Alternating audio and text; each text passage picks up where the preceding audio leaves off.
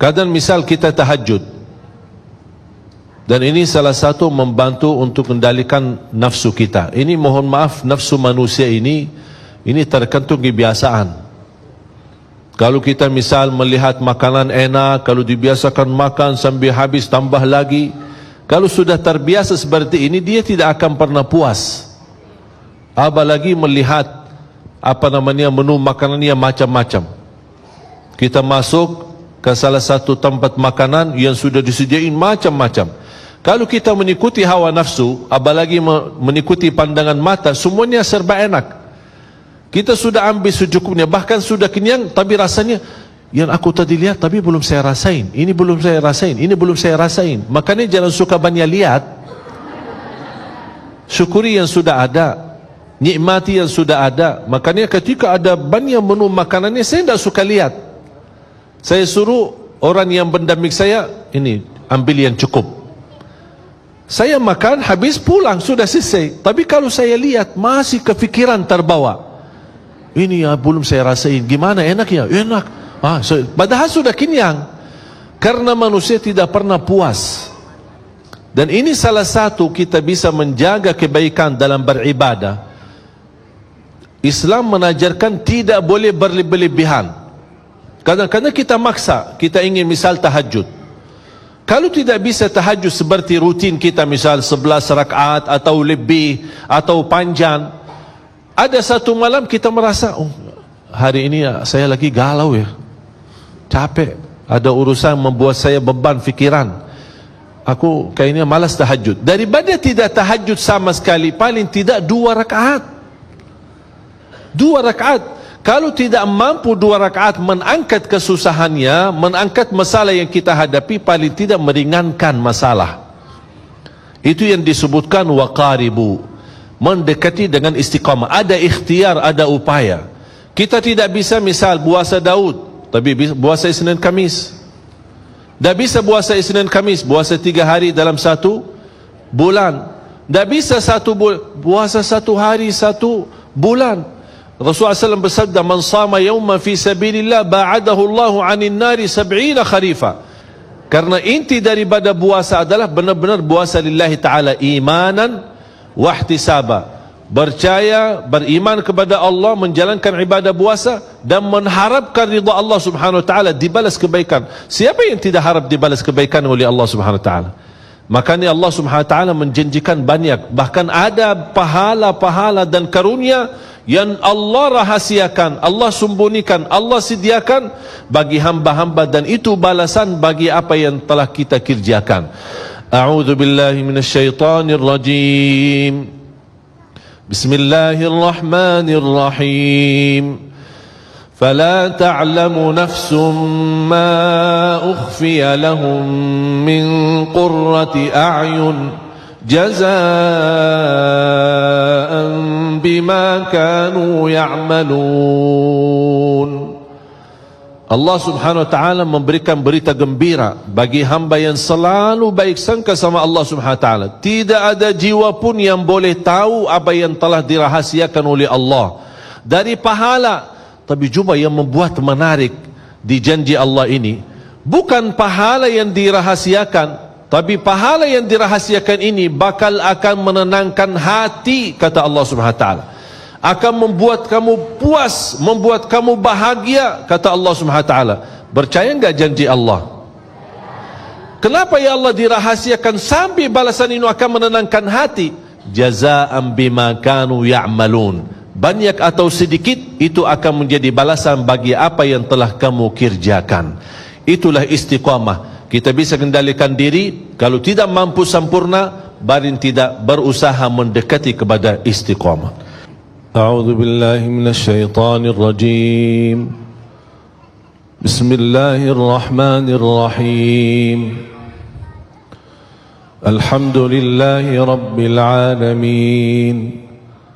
الرحمن الرحيم مالك يوم الدين إياك نعبد وإياك نستعين اهدنا الصراط المستقيم صراط الذين أنعمت عليهم غير المغضوب عليهم ولا الضالين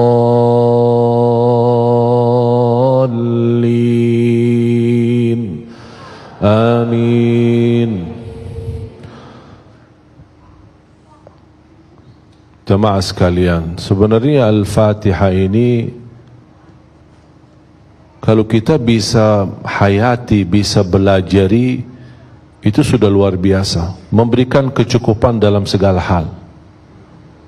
Ihdinas siratal mustaqim 17 kali minimal dalam salat fardu kita memohon hidayah ke jalan yang lurus. Intinya istiqamah. Ya muqallibal qulub thabbit qalbi ala dinik. Yang membola balik hati, tetapkan hatiku atas agamamu. Hidayah ini dan memohon istiqamah bukan hanya kebutuhan kita. Semua para nabi dan rasul memohon istiqamah, memohon hidayah dari Allah Subhanahu wa taala. Yang menarik di suratul Fatihah, dan ini menjadi pelajaran buat kita sebelum kita memohon istiqamah, selain apa yang tadi saya sampaikan, kan ada upaya, ya, kalau tidak bisa sempurna, paling tidak dekat dengan kesempurnaan. Kalau tidak bisa, dengan membawa hakikat istiqamah, berusaha mendekati dengan istiqamah. Selalu saya dorong jamaah, setiap amal kebaikan anda punya saham di situ.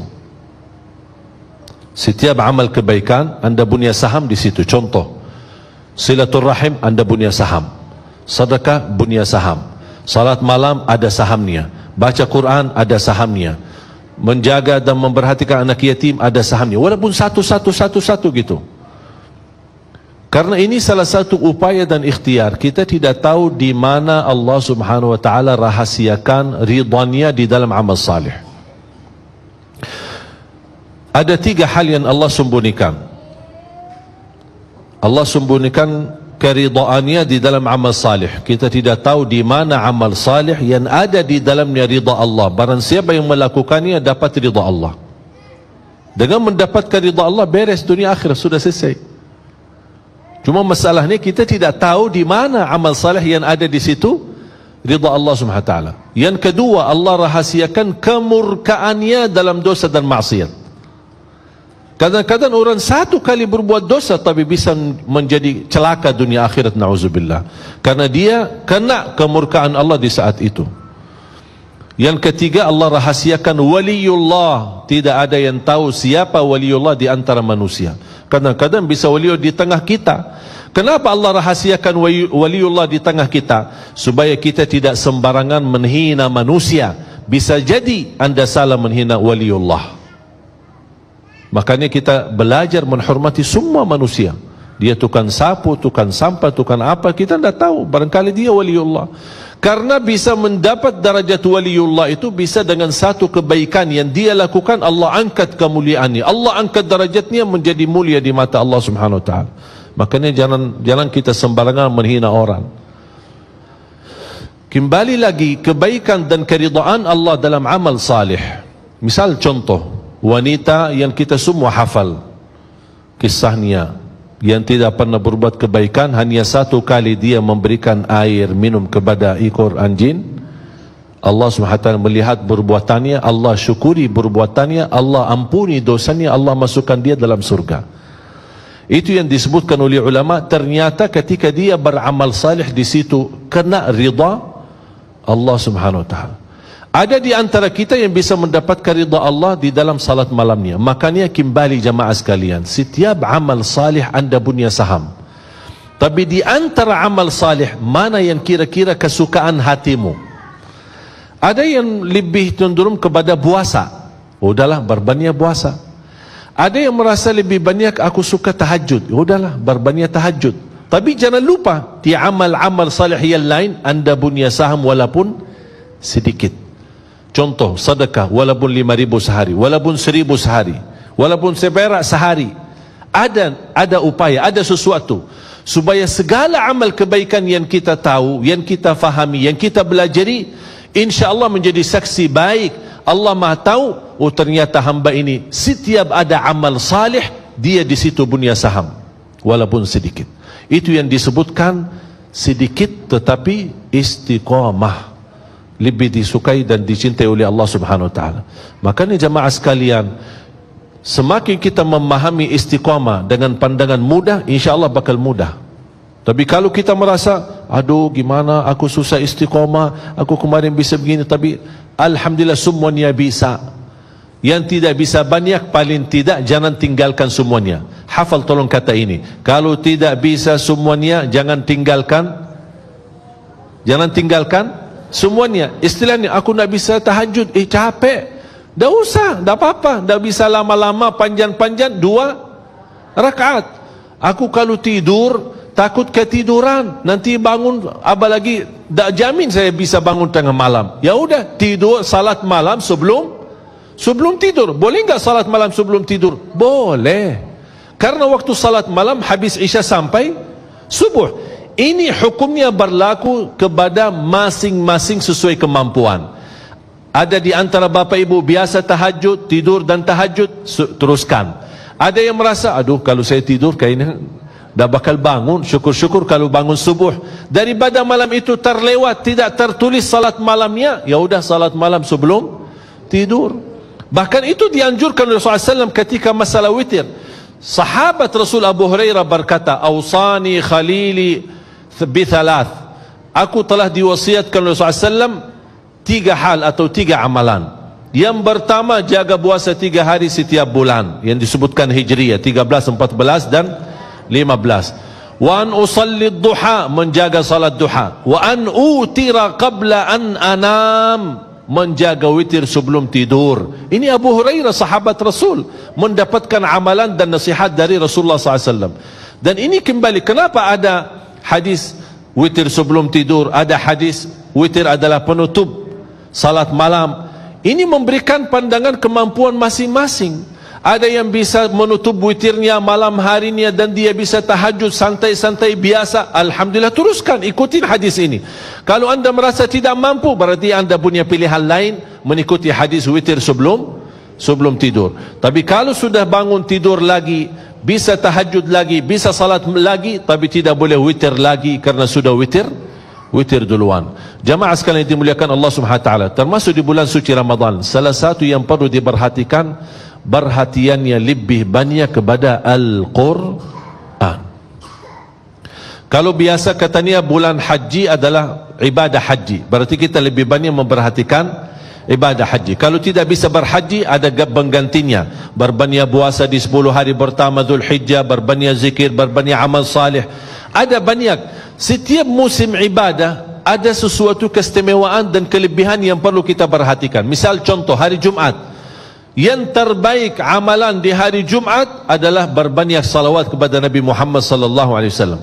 Berarti boleh enggak saya subhanallah walhamdulillah wa la ilaha illallah wallahu akbar? Boleh saja.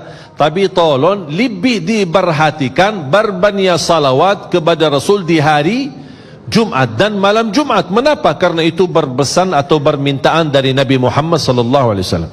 Di bulan Ramadan lebih banyak perhatikan Al-Quran. Cuba sekarang kita tanya diri masing-masing, berapa banyak kita baca Al-Quran sehari?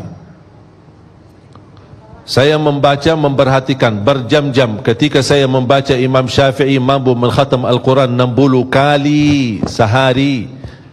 60 kali di bulan Ramadan, berarti dalam sehari berapa kali? 2 kali, bayangin. Saya pernah menghitungkan kira-kira berapa kita mampu mengkhatam Al-Quran dalam sehari. Dibutuhkan 8 sampai 10 jam, bisa khatam 30 juz dalam sehari. Itu bagi orang yang cukup lancar. Kalau yang berbata-bata, wallahu alam, mungkin bisa habis umurnya, belum tentu habis baca Al-Quran. Ya, tapi ini kembali, jangan karena berbata-bata tidak baca Al-Quran, justru baca. Karena ada janji Rasulullah SAW memberikan pahala, sebagaimana Rasulullah SAW bersabda, "Walladzi yaqra'ul Qur'ana wa yatata'ta'u fihi." Sambil bahasanya dalam hadis, yatata'ta'u, berat membaca. Dia takut salah karena dia tidak pernah dipimpin bacaannya, tidak pernah diarahkan bacaannya. Dia hanya sesuai kemampuan, dia ingin menunjukkan kepada Allah yang terbaik. Tapi dia tidak mau menjadikan alasan, walaupun saya belum ada guru yang bisa memimpin saya, tapi ada minat untuk membaca Al-Quran, niatnya begitu ada kesempatan belajar, saya bakal belajar, bukan niatnya mau terus salah. Ketika ada kesempatan belajar, oh dah, aku sudah begini aja, dah mau belajar. Oh, ini yang bermasalah. Tapi tetap dia ada upaya ingin belajar dan terus memperbaiki bacaan, Allah akan berikan dua pahala. Satu, karena dia mau baca Al-Quran. Yang kedua, karena kesusahan dan